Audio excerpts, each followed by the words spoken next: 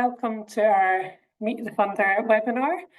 Thanks for joining us this afternoon. We're really pleased to have colleagues come to join us so you can meet them and talk about funding, ask them questions and hear a little bit about the work that they're doing at the moment.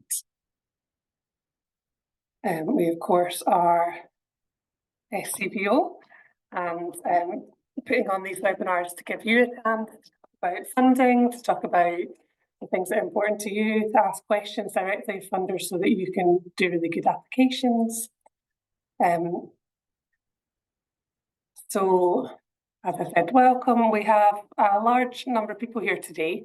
So you'll notice that you're not on camera. We are, so you can see us, but you can relax, have a cup of tea, warm up, put your jumpers on.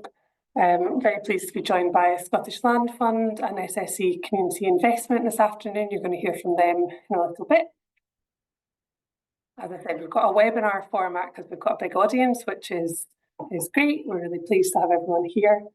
But we still want to hear who you are, where you're from, how you are as well. So please do say hi in the chat. You can let us know what organisation you're joining from. Give us a weather update from wherever you are. I always like to see who's cold, who's got snow, who's got rain and dreich like we do here in Glasgow.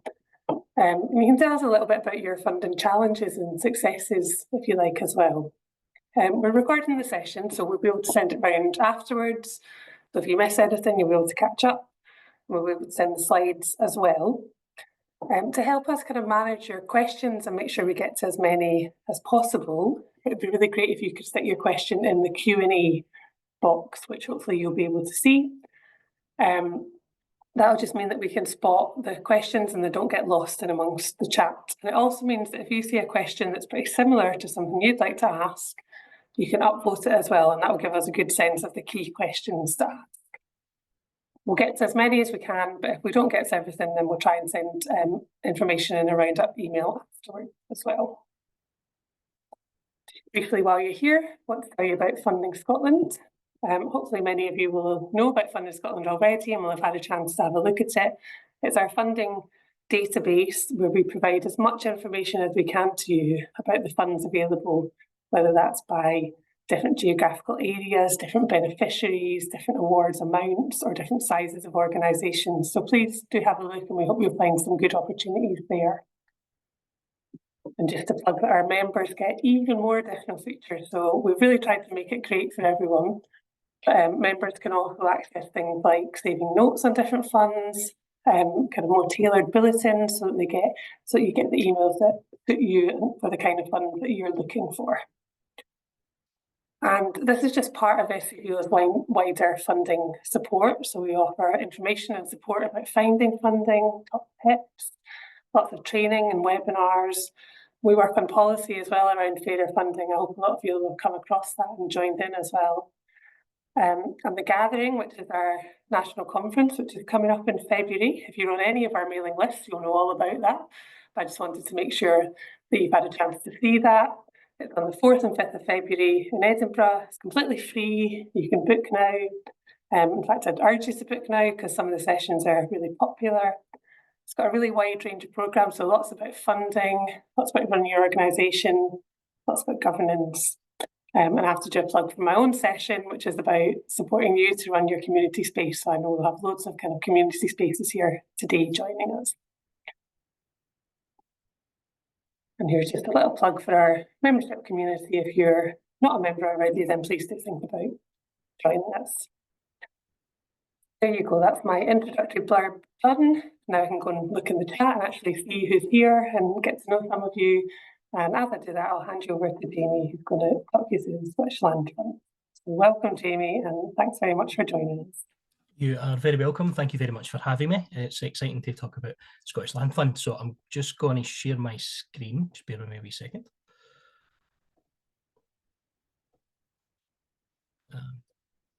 Hopefully you can see my stuff. Sorry, I've got that same issue. I think, is that it correct now? Give me a wee nod if that's it. There we go, perfect. Excellent.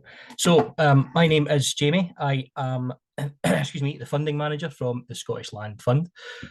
Here to talk to you today about community land ownership for land and buildings, etc. I will give you a weather update. So where I am based just now is in Wishaw, slap bang in the middle of the Central Belt. Very foggy, very cold, pretty dreich. I see in the chat that people have got a similar experience. So, jump straight in. We'll talk about the aims of the Scottish Land Fund. So the aim is the Scottish Land Fund supports communities to become more resilient and sustainable through the ownership and management of land and buildings. And a little bit more about the fund specifically in this year. So this year we have 7.1 million for our fund. That's the value in this year, which is a reduction in previous years, I would say. We see that across the board, unfortunately. That's what we are dealing with this year. But there is a commitment from Scottish Government to increase the fund to 20 million.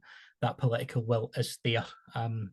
And the Scottish Land Fund is funded by the Scottish Government, and it's delivered by the National Lottery Community Fund along with Highlands and Islands Enterprise. So just a wee bit about the application process. It's a multi-stage process, which is a bit more complex than some funding or some funds, but I can talk you through it in a broad sense at the moment. So organisations will make an initial inquiry, and that will come to myself and my team at the Scottish Land Fund at the National Lottery Community Fund. So we would have a chat about eligibility requirements, your organisation, what you would like to do, what building or what land that you've identified as potentially coming under your organisation's ownership, and we'll discuss that and determine whether you're eligible. You'll get early support if you are eligible for Scottish Land Fund funding from Highlands and Islands Enterprise, or HI as it's there. They'll help you develop an application, give you some bespoke advice. They've been through it plenty of times, so they all know exactly what it is, the advice they need to give you. And then we've got a stage 1 application, which is for feasibility or technical assistance. I've got another slide in that in a wee bit we can discuss in a bit more detail. But that's really to see if the land or building that you're looking to purchase is the right one for your community, is the right one for your organisation, and just make sure that some of the technical things are out of the way, and it's the right building and a good one, or land as well, of course. You will then progress to a stage 2 application, and you will be supported by that again, through that again, sorry, I should say, by Highlands and Islands Enterprise as well. Once your stage 2 application is submitted, it will be assessed by myself and the team at the National Lottery Community Fund, and a decision will be made on your application by the independent Scottish Land Fund committee members. And if you're successful, you'll be awarded funding to purchase the asset. So that's the land, buildings, etc.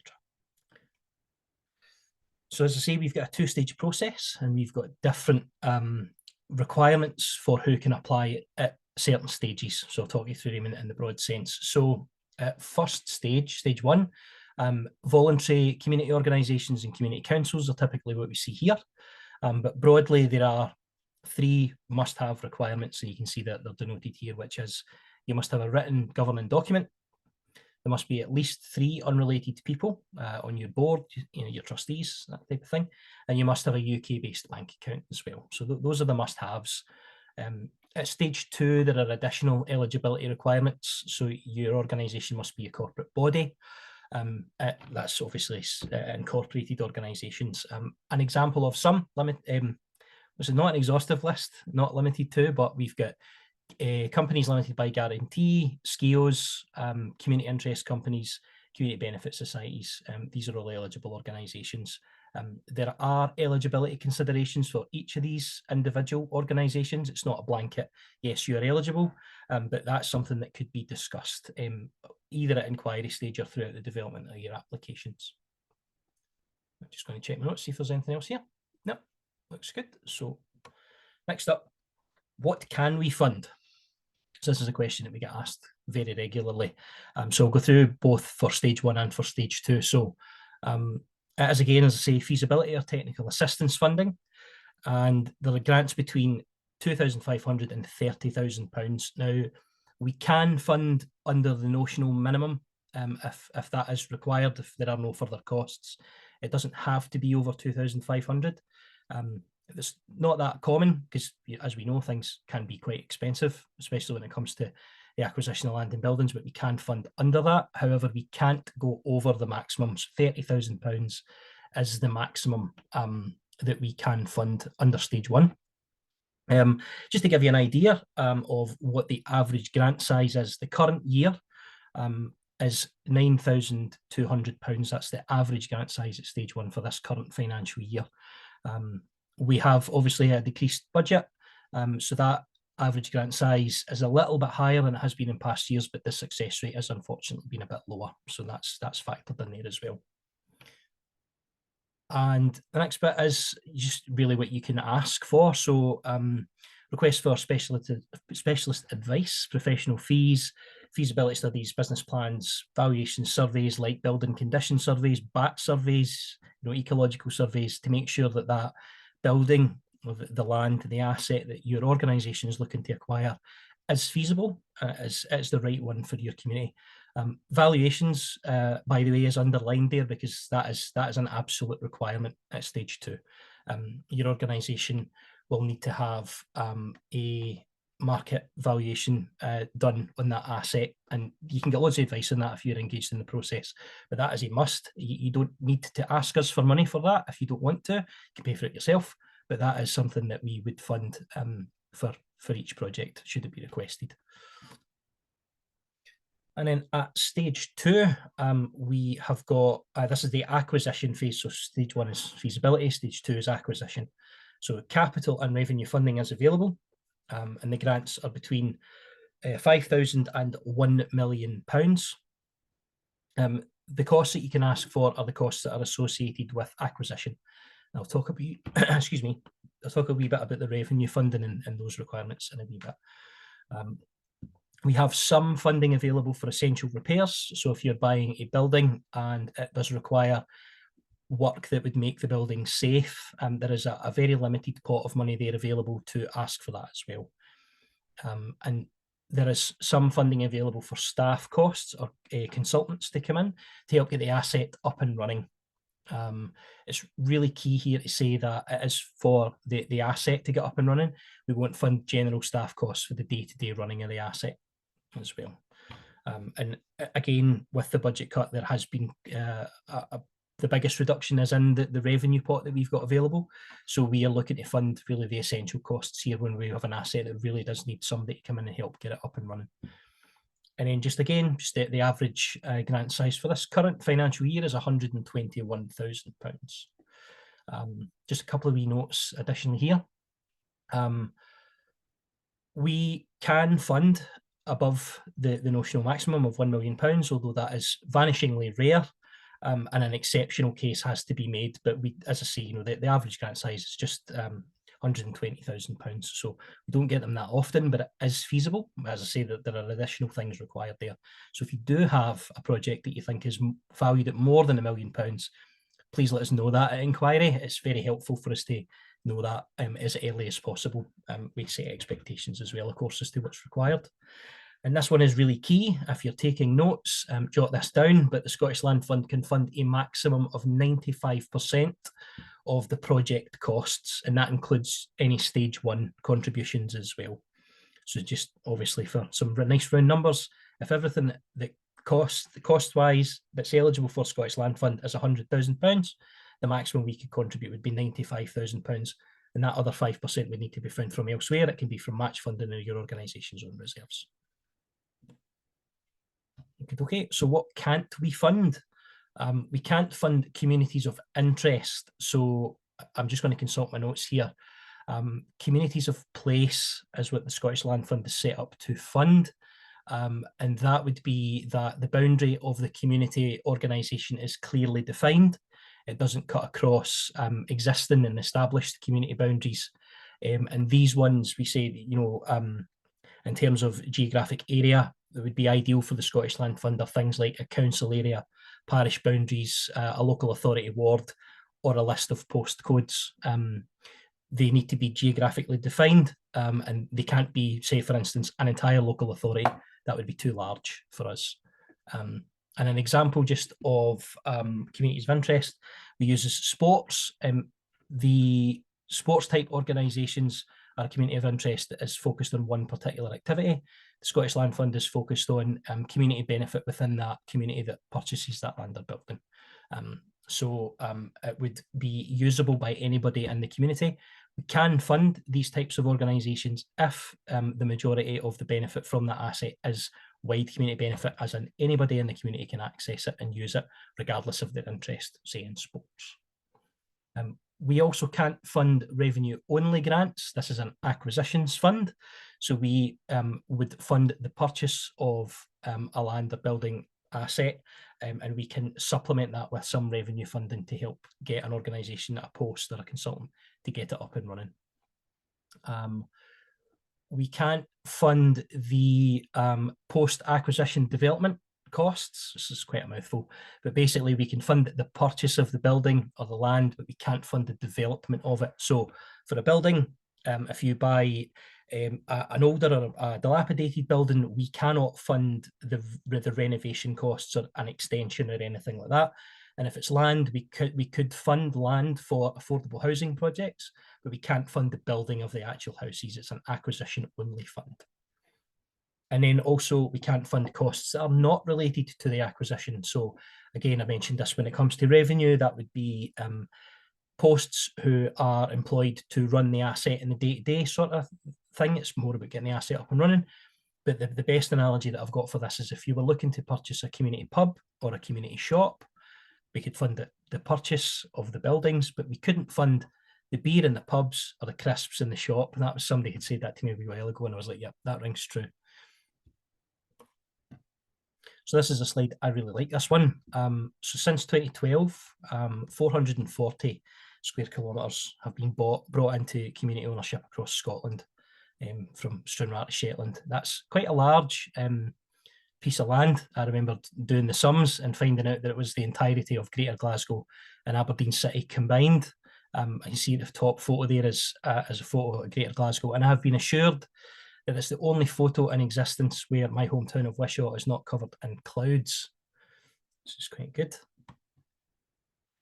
And here is some information on how you can get in touch. As Rachel has shared, these slides will be shared, so there's some contact information. Don't rush to jot it down.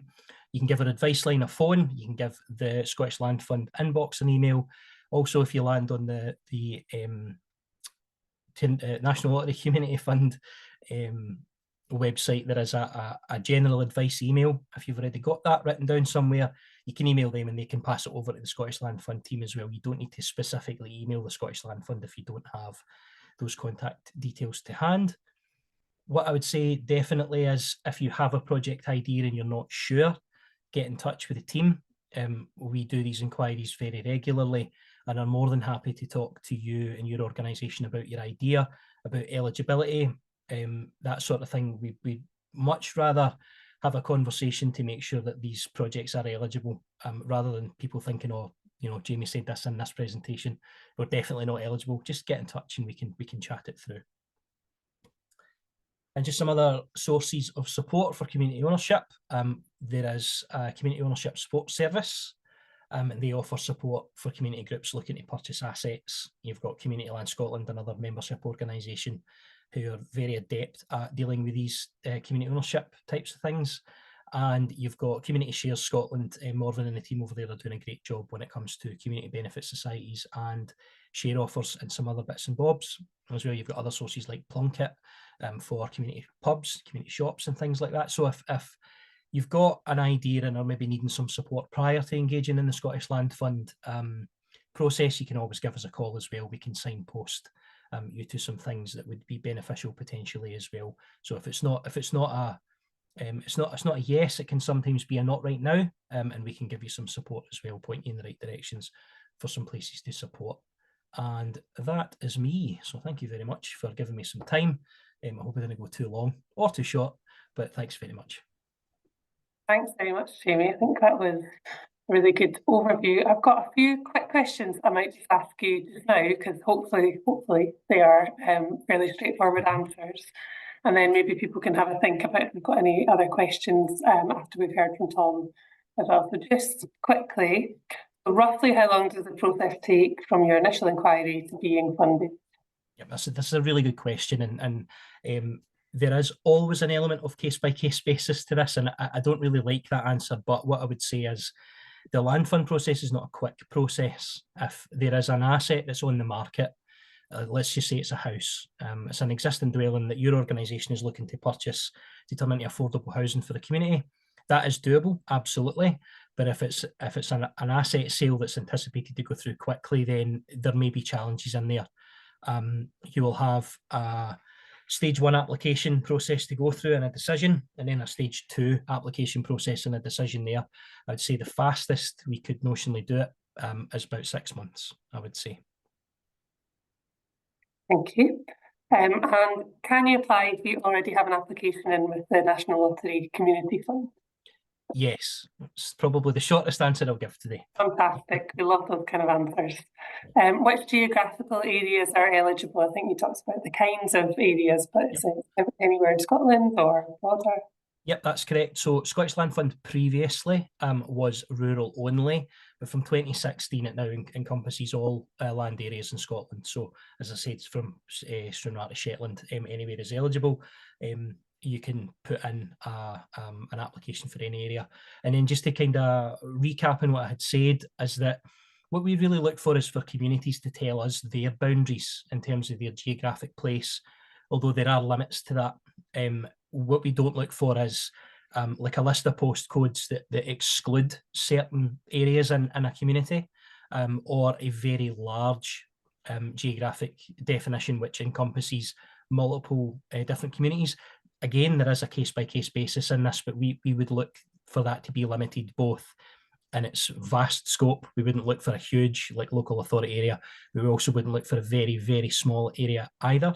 If you're unsure, get in touch. Thank you. And then just the last question for just now, but we'll come back to some others later. Is there, you mentioned about match funding. So can that match funding come from anywhere, or is there any limitation on where that comes from? If there is a limit, I've not heard of one, to be honest. We've got match funding. So a group may put their own reserves into that. It can be small amounts of money because, of course, it's 5% of total project costs. Some acquisitions are not particularly expensive, so that can be quite easy for an organisation to do. All the way to, where you actually find that the Scottish Land Fund is a minority funding partner in the acquisition of a land or building. And again, that's usually for higher value assets, but as far as we are aware, you can look for match funding from any source. It's a requirement of our funding, obviously, because it's for the acquisition. It's a capital programme that match funding is secured before we will release our funding, but that's quite typical for capital anyway. Thank you very much, Jamie. Jamie's going to stick around, so do keep your questions coming. But for now, I'm going to welcome Tom from SSE, who will magically appear on our screens. And I'll hand you over to Tom. Thanks, Tom. Thanks, Rachel. Hello, folks. Thanks for joining us today. I'm just going to try and share my screen. Just bear with me, please.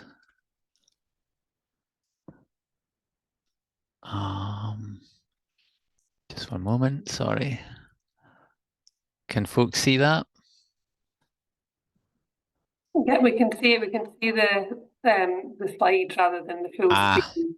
Apologies. How about now? We can see your presenter version. So if you go to the display settings at the top and press swap them around, so if you just go up, so swap presenter view and slideshow, and then there we go. Ready to go. Thank you, Rachel. Is that, have I got the right thing now? Yeah, that's the one. Thanks very much. Hello, folks. I'm going to give an overview of the community investment funds provided by SSE. I'm going to start, however, by saying apologies if this wasn't made clear by us in the kind of information that was sent out about the webinar. The funds I'm going to sketch out are all relate to the areas in which SSE operates, the geographical areas we operate in, which is where our energy assets are based. So if you are based in, or you're wanting to deliver a project in Edinburgh and the Lothians, Greater Glasgow, the Ayrshires, North Lanarkshire, Falkirk, Fife or Dundee, none of the funds that I'm about to sketch out are going to be relevant to you. So apologies if that wasn't made clear, but I wanted to say that at the start, so not wasting anyone's time. So without further ado, I'll go on to sketch out a bit about who we are, a bit about the amount of money we're making available to communities, our eligibility criteria, and then I'll go through the various funds that we have open across various regions. So SSE is basically an energy infrastructure company. We develop, build, operate, and invest in energy infrastructure, electricity production mainly, in order to accelerate the transition towards net zero. And we also have some combined cycle gas power plants as well.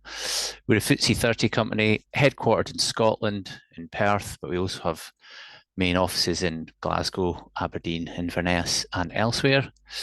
And we've committed to £20 billion roughly of investment in energy infrastructure across the UK and Ireland between now and this year and 2027.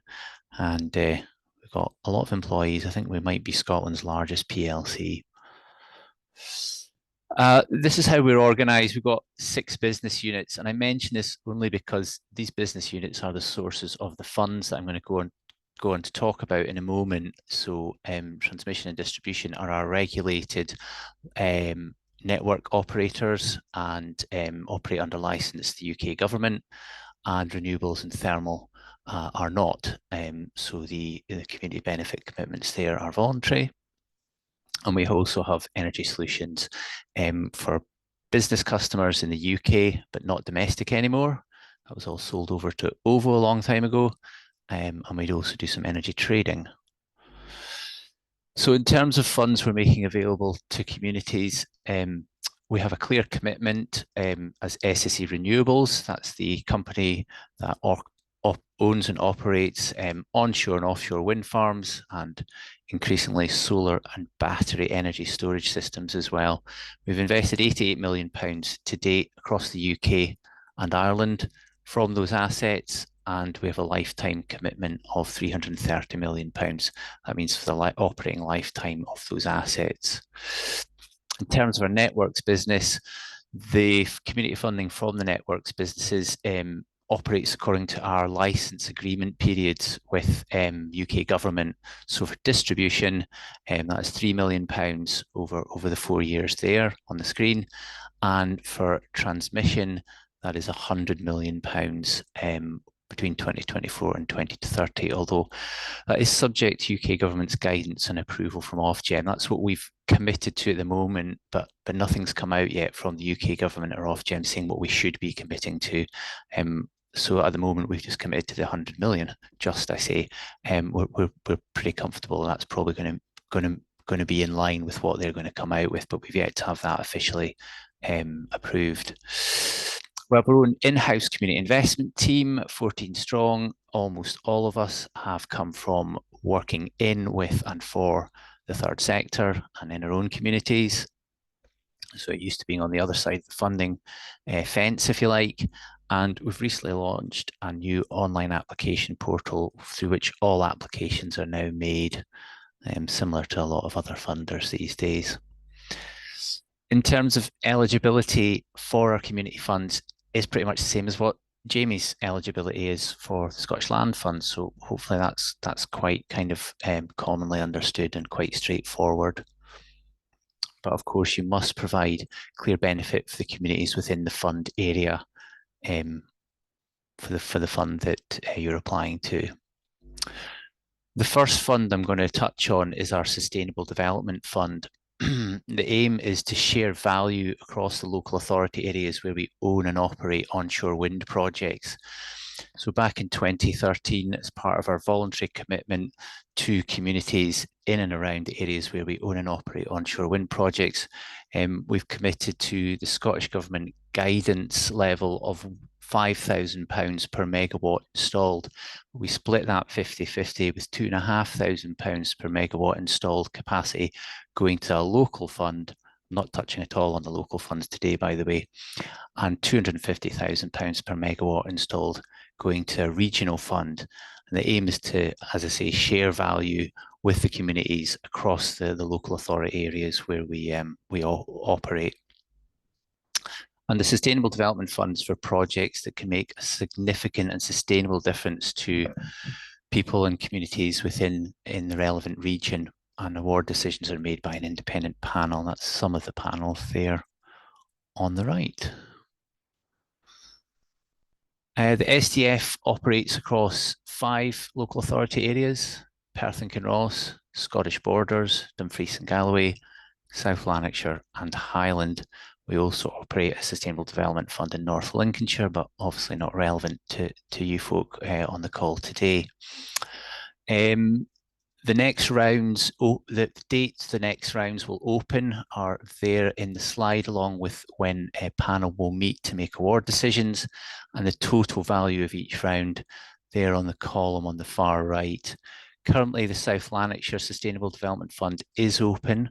That closes to applications on the 15th of January, and the panel will meet probably late March, early April to make a decision on those, with £600,000 available in total.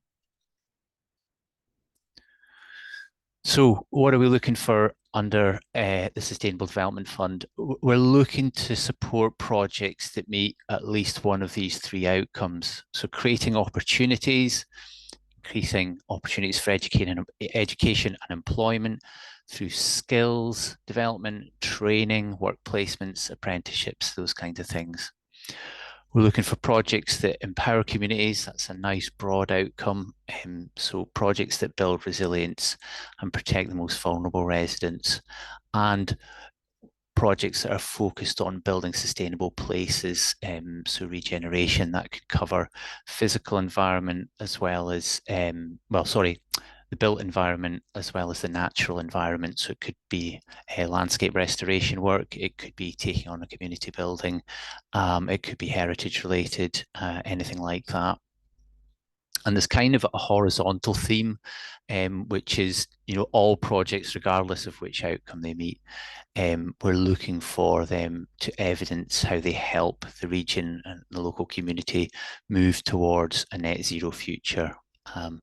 And from next year, there'll be another theme, which is, regardless of the type of project, we want to see evidence that skills and capacity are being built for the future in the third sector as a good thing going forward. And for the Sustainable Development Fund, I've just sketched out a few success factors, just drawing on our experience over the past few years. Kind of things the panel like to support are projects that evidence strong value for money, so that have a high impact for the amount of money requested. Central to applications must be that the community are involved in the development and delivery of the project and supportive of that. So there's real community buy-in, and we're not looking to obviously support projects that have been kind of parachuted into communities from outside. We like to see a sensible story about ongoing delivery of the outcomes where possible beyond the period of grant funding. That may or may not mean an element of social enterprise, but in some way how the outcomes that you're looking for us to support will be sustained.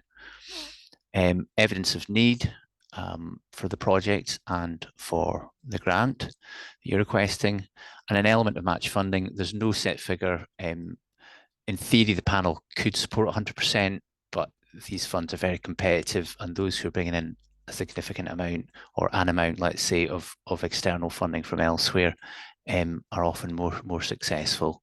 And a bit of information about how the project will support the local economy in the long term as well. The Sustainable Development Fund opens in each of the regions every 2 years.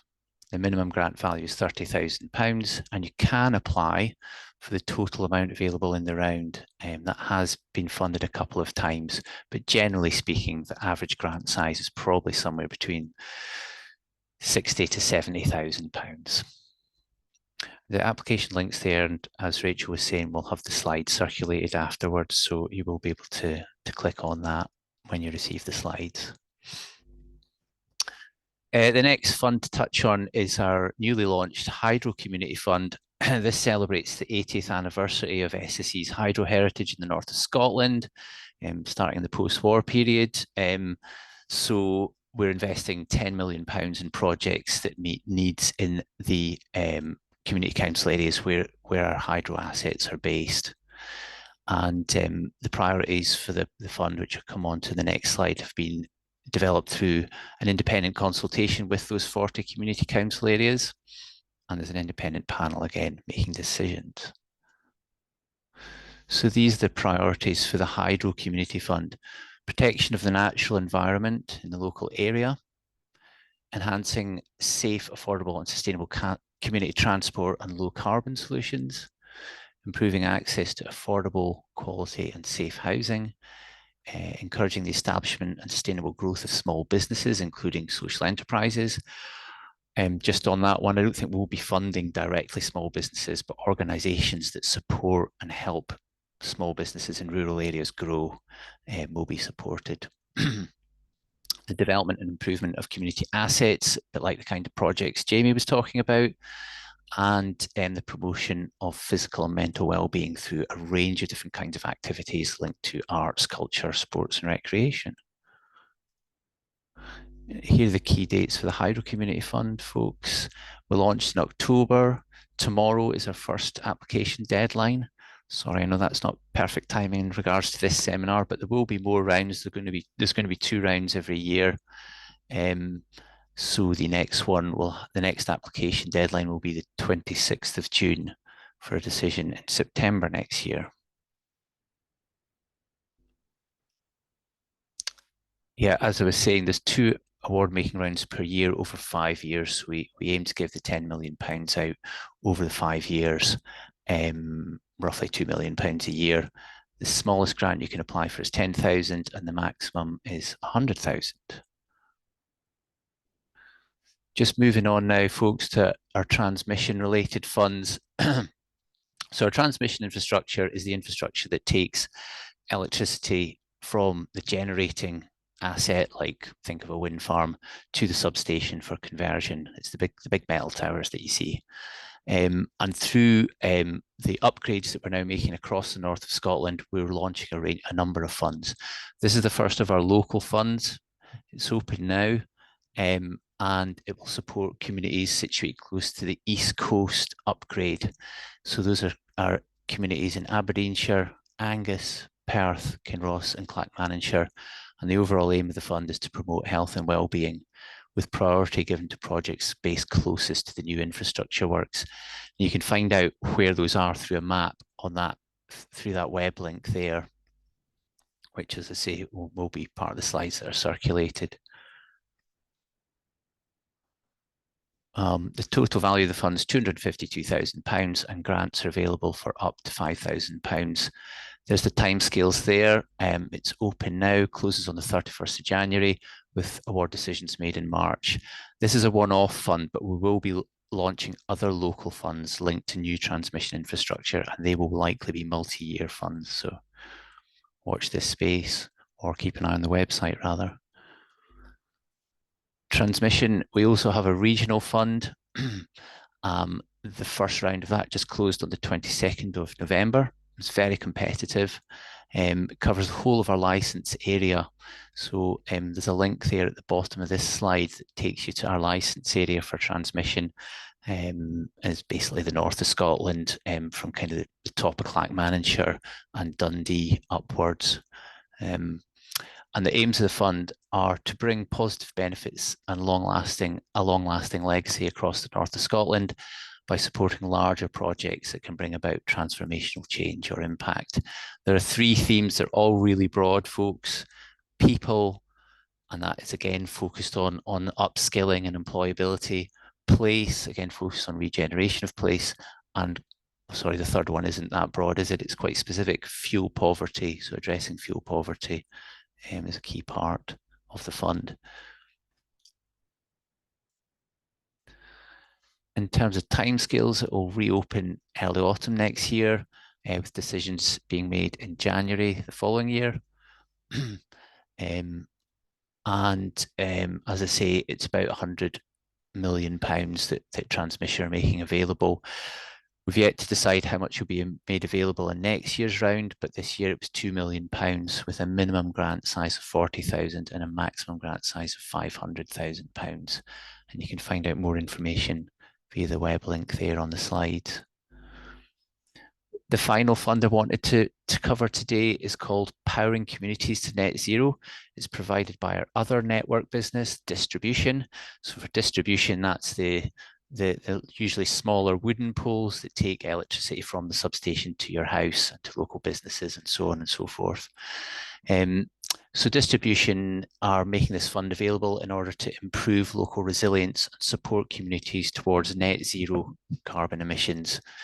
It's the same license area as per the previous slide, so the same map that you can click on from the link in the previous slide will show you the area. It's basically, again, as I say, north of Scotland from just north of Clackmannanshire and Dundee upwards. There's two priorities: community-led physical and environmental resilience, so that's enabling communities to prepare for adverse events like storms and floods and things like that, and do some resilience planning and actually buy in the kit to deliver that resilience piece when there's an adverse weather event and so on. And that provides grants of up to £15,000.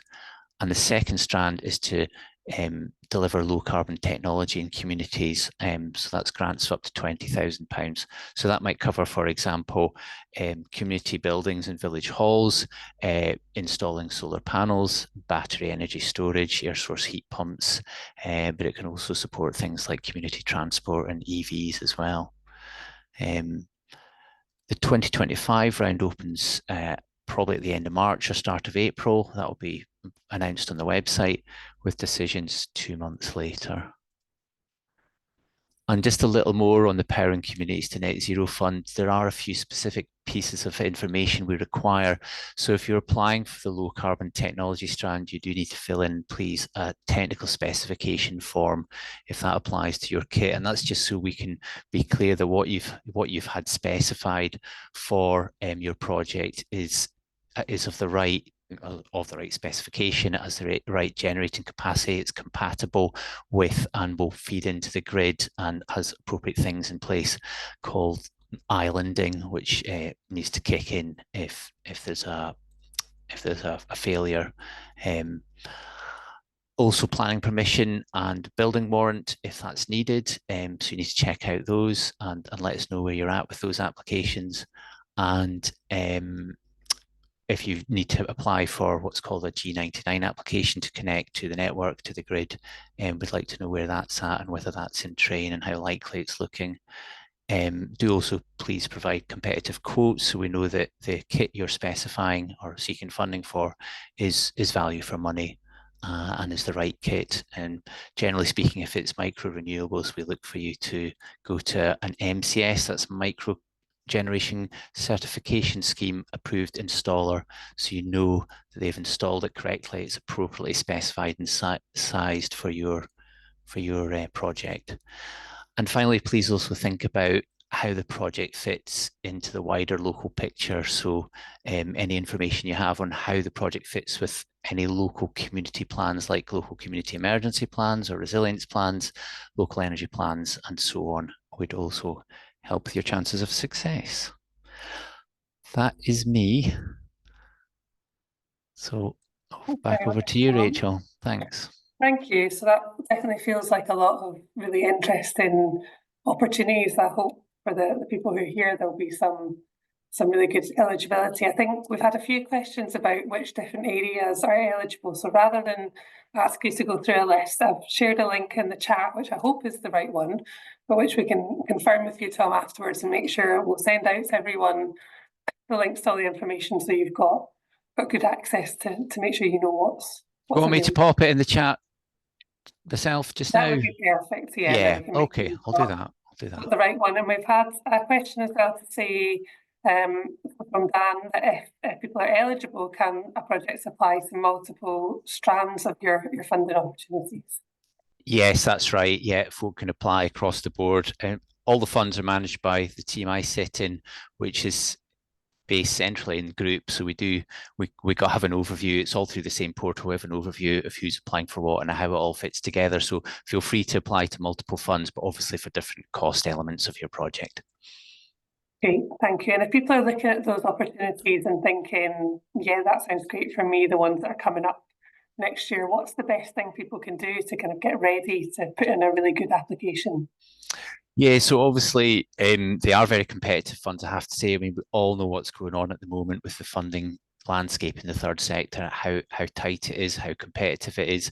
So the more delivery ready your project is, the more likely it is to be funded, because it's a competitive scenario. So looking at things like all the points talked through in the previous slide around evidence of need, strategic fit, if you want to provide letters of support from others who are operating in the local area that your work dovetails with, that can help.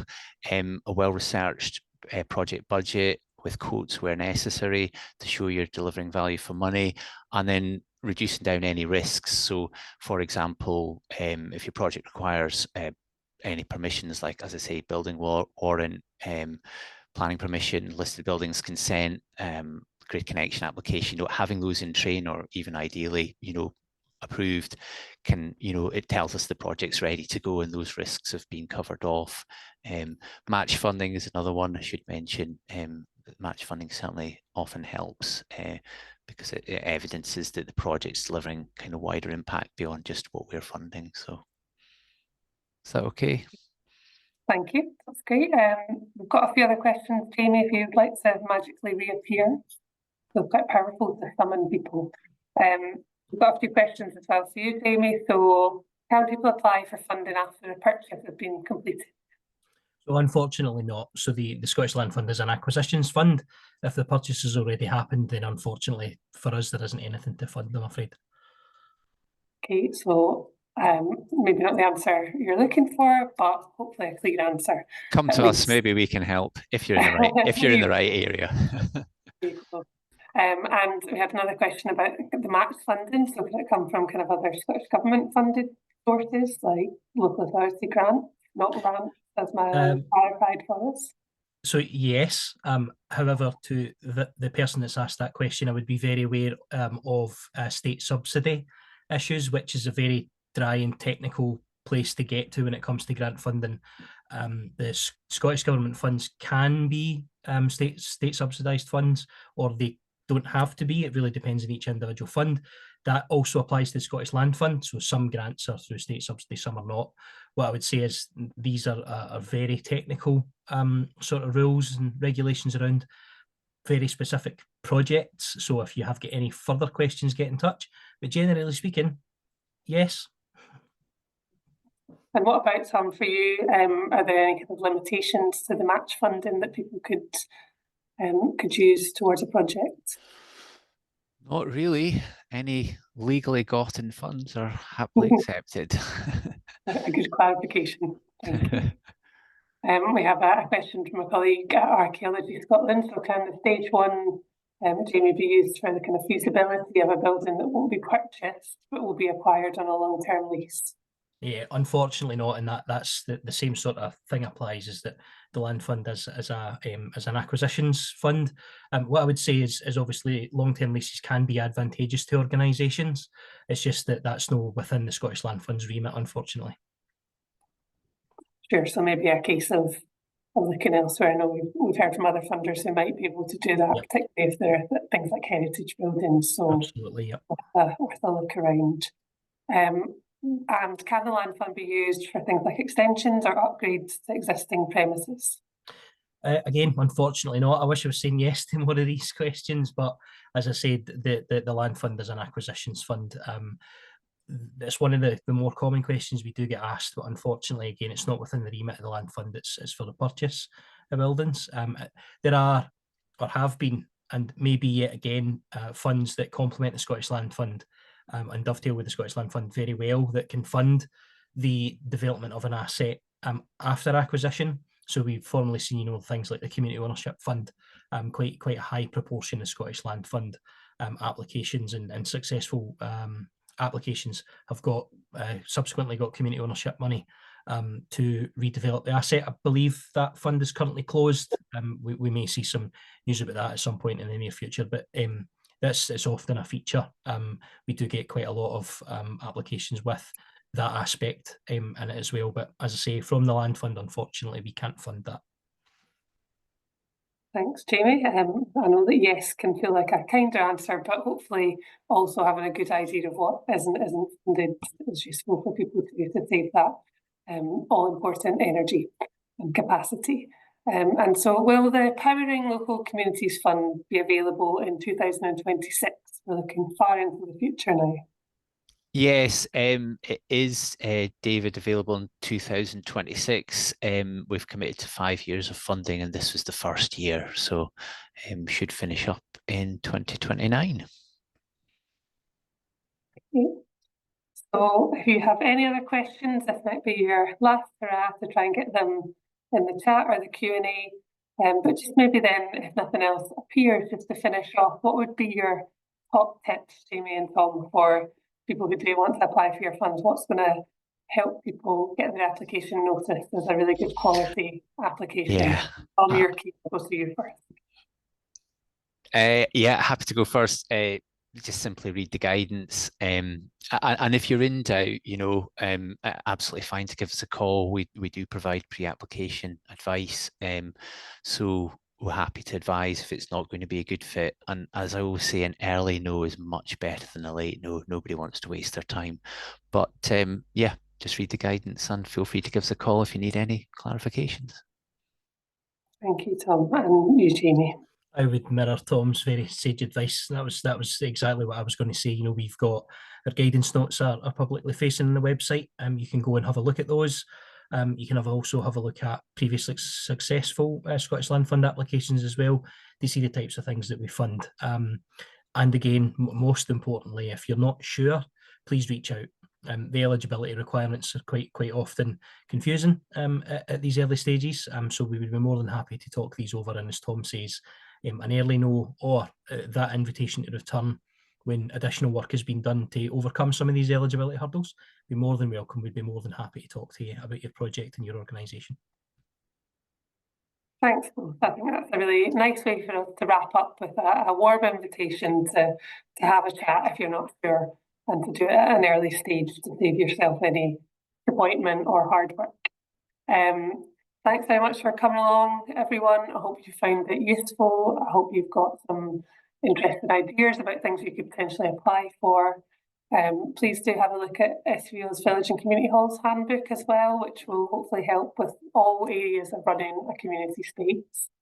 And thanks for joining us today. Hopefully we'll see some of you at the gathering as well. You'll get a feedback form in a couple of days, and it'd be really nice to hear from you if there are things that we can do in these Meet the Funders, other funders you'd like to meet. We'd be happy to arrange that. But for now, thanks very much for joining us, and we'll see you soon.